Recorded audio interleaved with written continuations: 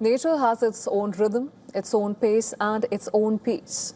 But when we disturb that delicate balance, the smallest interference can also have large consequences. In Norway, a boat operator found that out the hard way. And he was fined 50,000 Norwegian kroner, that's roughly 5,200 US dollars, for disturbing a sleeping polar bear. While the incident took place in Norway's Svalbard archipelago in the Arctic, according to the territory's governor, the ship that was sailing in a nearby fjord spotted the sleeping polar bear on land. He then used the ship's foghorn, making the animal awake, which moved to another location in Norway. Local authorities and regulators prohibit the needless disturbance, attraction, or pursuits of polar bears.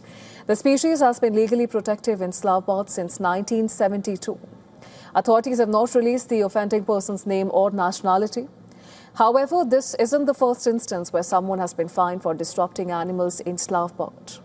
Human interference coupled with global warming have taken a toll on the Arctic species. According to scientific estimates from 2015, the Norwegian archipelago has roughly 250 polar bears. Now, this archipelago is one area in the Arctic where the polar bear population is actually thriving, multiplying, and even getting fatter. As sea ice continues to shrink, polar bears in Svalbard are spending more time hunting on land, preying on reindeer and walruses. Well, walruses have been protected in Norway since the 1950s after hunting decreased their numbers. Their recovery has become a new source of rich, fatty food for polar bears, but human interference in the Arctic doesn't end here.